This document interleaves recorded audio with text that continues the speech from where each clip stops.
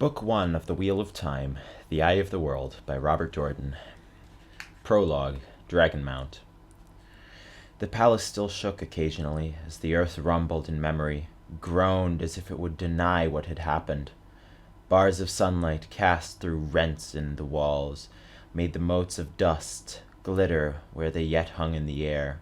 Scorch marks marred the walls, the floors, the ceilings. Broad black smears crossed the blistered paints and gilt of once bright murals, soot overlaying crumbling friezes, of men and animals which seemed to have attempted to walk before the madness grew quiet. The dead lay everywhere, men and women and children, struck down in attempted flight by the lightnings that had flashed down every corridor, or seized by the fires that had stalked them, or sunken into stone of the palace, the stones that had flowed and sought, almost alive, before stillness came again. In odd counterpoint, colorful tapestries and paintings, masterworks all, hung undisturbed, except where bulging walls had pushed them awry. Finely carved furnishings, inlaid with ivory and gold, stood untouched, except where rippling floors had toppled them. The mind-twisting had struck at the core, ignoring peripheral things. Luz Theron Telamon wandered the palace, deftly keeping his balance, when the earth heaved. "Ilyena, my love, where are you?" The edge of his pale gray cloak trailed through blood as he stepped across the body of a woman, her golden-haired beauty marred by the horror of her last moments, her still open eyes frozen in disbelief. "Where are you, my wife? Where is everyone hiding?" His eyes caught his own reflection in a mirror hanging askew. From bubbled marble. His clothes had been regal once, in gray and scarlet and gold.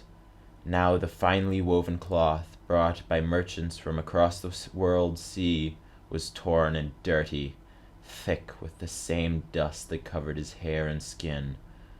For a moment he fingered the symbol on his cloak, a circle half white and half black, the colors separated by a sinuous line. It meant something, that symbol. But the embroidered circle could not hold his attention long. He gazed at his own image with as much wonder.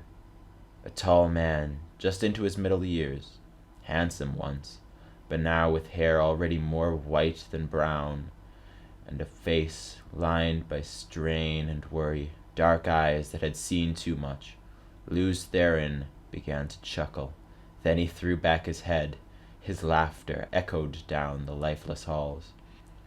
"Ilyena, my love! Come to me, my wife! You must see this!" Behind him the air rippled, shimmered, solidified into a man who looked around, his mouth twisting briefly with distaste. Not so tall as Luz Theron, he was clothed all in black, save for the snow-white lace at his throat and the silver work on the turned-down tops of his thigh-high boots. He stepped carefully, handling his cloak fastidiously to avoid brushing the dead. The floor trembled with aftershocks, but his attention was fixed on the man staring into the mirror and laughing. "Lord of the morning," he said, "I have come for you." The laughter cut off as if it had never been, and Luz Theron turned, seeming unsurprised. "Ah, a guest! Have you the voice, stranger? It will soon be time for the singing, and here all are welcome to take part. Ilyena, my love, we have a guest!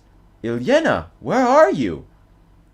The black-clad man's eyes widened, darted to the body of the golden-haired woman, then back to Luz Theron. "Shaitan take you! Does the taint already have you so far in its grip? That name, Luz Theron shuddered and raised a hand as though to ward off something. "You mustn't say that name. It is dangerous." "So you remember that much at least.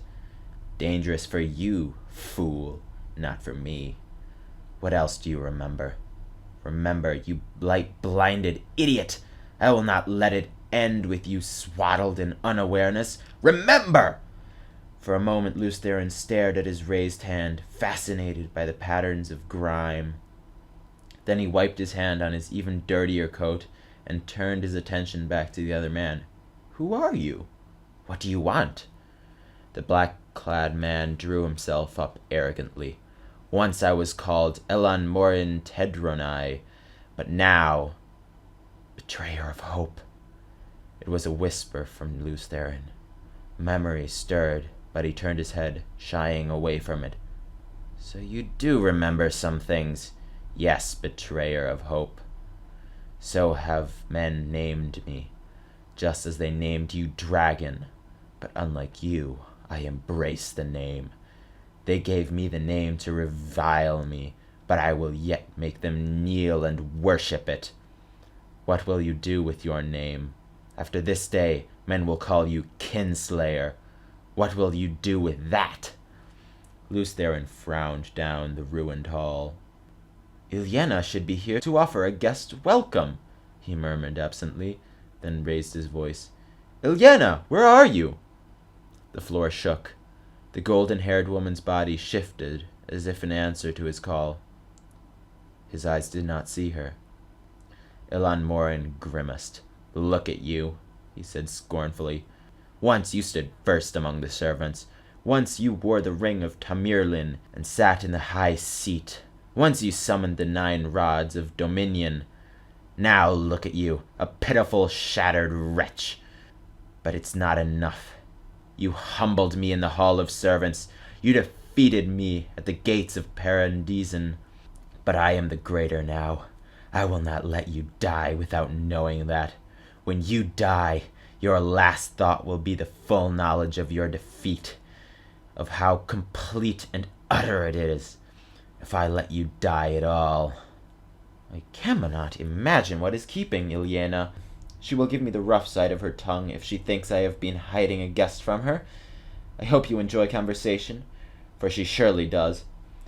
Be forewarned, Ilyena will ask you so many questions you may end up telling her everything you know. Tossing back his cloak, Elan Morin flexed his hands. A pity for you, he mused, that one of your sisters is not here. I was never very skilled at healing, and I follow a different power now. But even one of them could only give you a few lucid minutes if you did not destroy her first. What I can do will serve as well for my purposes. His sudden smile was cruel. But I fear Shaitain's healing is different from the sort you know. Be healed, Lews Therin. He extended his hand, and the light dimmed as if a shadow had been laid across the sun. Pain blazed in Lews Therin, and he screamed, a scream that came from his depth, a scream he could not stop. Fire seared his marrow, acid rushed along his veins. He toppled backwards, crashing to the marble floor. His head struck the stone and rebounded. His heart pounded, trying to beat its way out of his chest, and every pulse gushed new flames through him. Helplessly he convulsed, thrashing, his skull a sphere of purest agony on the point of bursting. His hoarse screams reverberated through the palace. Slowly, ever so slowly, the pain receded. The outflowing seemed to take 1,000 years, and left him twitching weakly, sucking breath through raw throat. Another 1,000 years seemed to pass before he could manage to heave himself over, muscles like jellyfish, and shakily push himself up on hands and knees. His eyes fell on the golden-haired woman, and the scream that ripped out of him dwarfed every sound he had made before. Tottering, almost falling, he scrabbled brokenly across the floor to her. It took every bit of his strength to pull her up into his arms. His hands shook as he smoothed her hair back from her staring face. "Ilyena! Light, help me! Ilyena!" His body curved around hers protectively, his sobs the full-throated cries of a man who had nothing left to live for. "Ilyena! No! No!" "You can have her back, Kinslayer. The great Lord of the Dark can make her live again, if you will serve him. If you will serve me.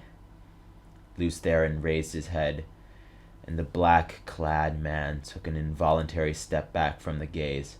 10 years, betrayer, Lews Therin said softly, the soft sound of steel being bared. 10 years. Your foul master has racked the world, and now this. I will... 10 years, you pitiful fool! This war has not lasted 10 years, but since the beginning of time. You and I have fought 1,000 battles, with a turning of the wheel 1,000 times 1,000, and we will fight until time dies and the shadow is triumphant. He finished in a shout, with a raised fist, and it was Lews Therin's turn to pull back, breath catching, at the glow in the betrayer's eyes. Carefully, Lews Therin laid Ilyena down, fingers gently brushing her hair. Tears blurred his vision as he stood, but his voice was iced iron. For what else you have done, there can be no forgiveness, betrayer. But for Ilyena's death, I will destroy you beyond anything your master can repair. Prepare to... Remember, you fool. Remember your futile attack on the great Lord of the Dark. Remember his counterstroke. Remember! Even now 100 companions are tearing the world apart, and every day 100 men more join them. What hand slew Ilyena Sunhair, Kinslayer? Not mine. Not mine. What hand struck down every life that bore a drop of your blood? Everyone who loved you, everyone you loved. Not mine, Kinslayer. Not mine. Remember, and know the price of opposing Shaitan. Sudden sweat made tracks down Lews Therin's face, through the dust and dirt. He remembered. A cloudy memory like a dream of a dream, but he knew it true. His howl beat at the walls, the howl of a man who has discovered his soul damned by his own hands, and he clawed at his face as if to tear away the sight of what he had done. Everywhere he looked, his eyes found the dead. Torn they were, or broken, or burned, or half consumed by stone. Everywhere lay lifeless faces he knew, faces he loved, old servants and friends of his childhood, faithful companions through the long years of battle, and his children, his own sons and daughters, sprawled like broken dolls, place-stilled forever. All slain by his hand. His children's faces accused him, blank eyes, asking why, and his tears were no answer. The betrayer's laughter flogged him, drowned out his howls. He could not bear the faces, the pain. He could not bear to remain any longer. Desperately, he reached out to the true source, to tainted Sidin, and he traveled. The land around him was flat and empty. A river flowed nearby, straight and broad, but he could sense there were no people within 100 leagues. He was alone as a man could be while still alive, yet he could not escape memory. The eyes pursued him through the endless caverns of his mind. He could not hide from them. His children's eyes, Ilyena's eyes. Tears glistened on his cheeks as he turned his face to the sky. Light, forgive me. He did not believe it could come. Forgiveness. Not for what he had done, but he shouted to the sky anyway, begged for what he could not believe he could receive. Light, forgive me! He was still touching Sidin, the male half of the power that drove the universe, that turned the wheel of time, and he could feel the oily taint fouling its surface, the taint of the shadow's counterstroke, the taint that doomed the worlds. Because of him, because in his pride he had believed that men could match the Creator, could mend what the Creator had made, and they had broken. In his pride he had believed. He drew on the true source deeply, and still more deeply, like a man dying of thirst. Quickly he had drawn more of the one power than he could channel unaided. His skin felt as if it were aflame. Straining, he forced himself to draw more, tried to draw it all. Light, forgive me, Liena. The air turned to fire, the fire to light liquefied. The bolt that struck from the heavens would have seared and blinded any eye that glimpsed it, even for an instant. From the heavens it came, blazed through Luz Therin Telamon, bored into the bowels of the earth. Stone turned into vapor at its touch. The earth thrashed and quivered like a living thing in agony. Only a heartbeat did the shining bar exist, connecting ground and sky, but even after it vanished, the earth yet heaved like a sea in a storm. Molten rock fountained 500 feet into the air, and the groaning ground rose, thrusting the burning spray ever upwards, ever higher. From north and south, from east and west, the winds howled in, snapping trees like twigs, shrieking and blowing as if to aid the growing mountain, ever skyward, ever skyward. At last the wind died, the earth stilled to trembling mutters. Of Luz Therin Telamon no sign remained. Where he had stood, a mountain now rose miles into the sky, molten lava still gushing from its broken peak. The broad, straight river had been pushed into a curve away from the mountain, and there it split to form a long island in its midst. The shadow of the mountain almost reached the island. It lay dark across the land, like the ominous hand of prophecy. For a time, the dull, protesting grumbles of the earth were the only sound. On the island, the air shimmered and coalesced. The black-clad man stood staring at the fiery mountain rising out of the plain, his face twisted in rage and contempt.